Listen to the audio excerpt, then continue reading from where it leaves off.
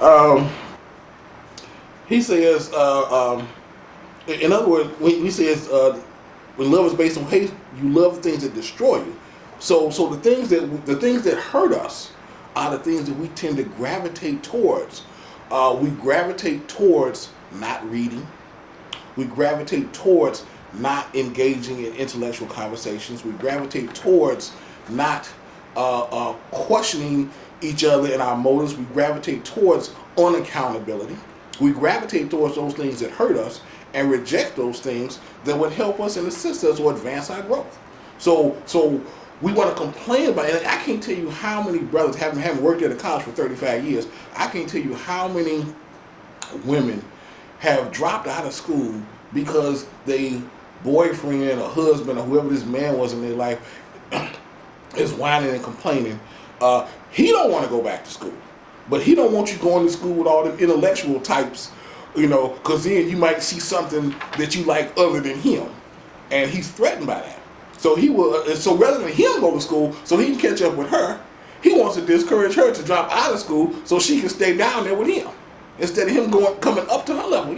Without going to, you almost done with that? Okay. Come on. I don't want to cut into you guys. Okay. He says when a love is based on fear, in order for them to maintain your love, they must fear you losing their love. So you live in fear of them rejecting you, hurting you, leaving you. In other words, when you have this love that's based on fear, it is based on the idea that if you don't do what I want you to, I'm gonna leave you. If you don't do what I want you to, I'm gonna reject you. If you don't do what I want you to, I'm gonna excommunicate you. I'm gonna hurt you or leave you or something like that. In other words, they try to maintain the so-called love through coercion. As opposed, in other words, they want to try to force it. And love is not the kind of thing that can be forced. Love has to be something that is freely given. Otherwise, it's not really love. It's something else. All right? He says, happiness gained from hatred and fear serves to maintain your oppression and maintain your non-productiveness.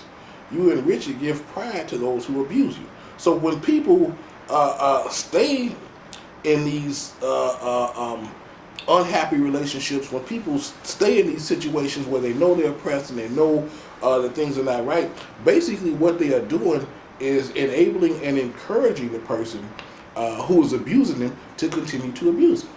All right? Because it's only when you decide that you're not going to take this abuse and that you will do whatever you have to do to not take this abuse, whether that means leaving them or cracking their head, then, when in the absence of that, then you end up enriching and giving pride to those people who abuse you, because what you're doing is sanctioning their behavior. What you're doing is saying that what their abuse of you is essentially okay, and you say it's okay because you maintain and you continue to deal with it, and you continue to allow them to do these things. He says happiness can be rooted in hatred and fear if it takes us from ourselves. So in other words, if we can only be happy if we live in a dream world. If we can only be happy if we can achieve this Barbie type of lifestyle or imaging and so forth and so on, then I'd say we pretty messed up overall. So those were just some of the But I points think okay, we're almost done with this segment. When this segment airs in public access here in Chicago, it's going to air in November during the Christmas season. Okay. We lose our mind. Yes, we do. I mean, people really still. I'm shocked how many people still into this Christmas thing. Yep. Meaning that you love me if you buy this gift. Right. If we do something Christmas something. Right. You love me. If you ain't into this Christmas on whatever level, that's not love. Right. Exactly. So I'm saying that I think that we only do what we know. We in the society, we've been in society 20, 30, 40, 50 years, no matter how old you are. Mm-hmm. It's hard to break this. Right. We're like zombies. Yeah, that's true. If we're not exposed to anything other than what we have been exposed to, watching all these TV shows and movies and these romance novels, right, we gonna be crazy. Yeah. How we gonna break out of it, Gimbu? Well, I think what we have to do is start questioning this whole notion of relationships to begin with. I think I kind of touched on this once before, but right, I don't think it'll hurt to say it again. Say it again, man. What we refer to as relationships are not that. Marlana Karinga back in 1982, I believe, wrote a piece called Liberation of Love and Struggle. And he talked about, first he talked about this whole notion of connections versus relationships. He defines a relationship as a long-term association between two people based on the mutual benefit of the two people involved, versus a connection, which is a short-term utilitarian association based on the mutual use and misuse of each other's bodies and resources. And that what most of us refer to as relationships are not relationships at all, but in fact one of the four infamous so-called connections. Number one is the cash connection, where the so-called relationship exists solely on the basis of cash. When the cash goes to the so-called relationship, that's the only reason a purpose is served to begin with. Right. And I'll go to the cash connection as a flesh connection. All right, where you flesh, have this, yes, flesh, where you have this exchange of cash for flesh. In other words, when you see the brother that's out there with his three-piece suit and driving his Lexus or whatever, Bentley or whatever the new car crazy is these days, he is not doing that to impress me. He's trying to make a statement to the women that he has money. Cash for flesh. And if she wants some of the money that he has, then he needs to give him some flesh. Ride with her and so forth and so on. Yeah. Likewise, when the women are wearing the mini skirts and Daisy Dukes and the halter tops and the skirts with the split up the front, back, and side, so forth and so on, they're not doing that to impress another woman. They're trying to make a statement to the men that I got the honey, and if you want some, here it is. And so you get this exchange between these two where he's trying to get sex out of her, she's trying to get money out of him, and whoever gets the most out of the other one first, and the other one wants to claim that they had been bumped and they've been used and abused and dogged out and so forth and so on. When really they were both playing this game. And one ended up outdoing the other one first. A logical outgrowth of the flesh connection is the force connection, where these so-called unequal, imbalanced so-called relationships are maintained either through physical coercion or through psychological coercion. Right? In other words, I've heard guys say with my own ears, I got to smack my woman around once a month to keep her in line. I mean, insane stuff. All right? And likewise, I've seen women who will deliberately jump up in their man's face, screaming and hollering and cussing, throwing stuff at him, so forth and so on, till he smacks her so they can call the police. They want to kick his butt, but they know they can't, so they're going to get the police to do it for them. All right? And it is motivated through those kind of behaviors. So that will be the force connection, and the last one is the dependency connection. When people get so accustomed to these dog or be dog, use or be used so-called relationships that they cannot function outside of that context. That if they actually met somebody who was nice and kind and sweet and gentle and thoughtful and caring and loving and so forth, in reality they think this is the biggest fool on the planet. Let me bump them, pump them for everything that they got. All right, so we have a very misguided notion of what relationships are supposed to be, how they're supposed to work, so forth and so on.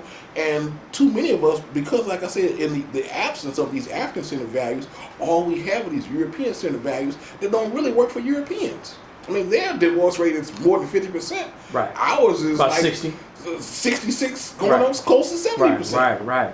All right, so it don't work for them. It don't work for them, so it can work for us. You know, we got to close this piece out, but it's really, how do we deprogram ourselves? Because like I will say, every one of us has to be debriefed. Right. And brief, but first debrief. A lot of folks don't understand that you in America, you are a descendant of slaves, and just work on that. Okay. Because people think, I ain't no slave, I ain't brainwashed, I can think for myself. No, you don't. Right. They most certainly don't. I mean, we don't seem to understand that black people in America as a group, as a collective, suffer from something called historical and cultural amnesia. We have forgotten who we are. We have forgotten what our way is. And in place of who we are and our way, they have been supplemented with a variety of images that Europeans have given us to choose from. So if you're a male, you can be a pimp, you can be a gangster, you can be a player, you can be a thug, you can be Clarence Thomas on one hand and 50 Cent on the other hand, and it really doesn't matter because all of those images work in the interest of white supremacy. You know, if you're a female, you can be a hoe, you can be a hoochie, you can be the B word, you know, you can be a whole lot of things, but don't be no Harriet Tubman, don't be no Mary McLeod Bethune, you know, don't be Queen Mother Moore, don't be any kind of black woman that would actually work in our best interest. You can just choose from any of them crazy images that you choose to.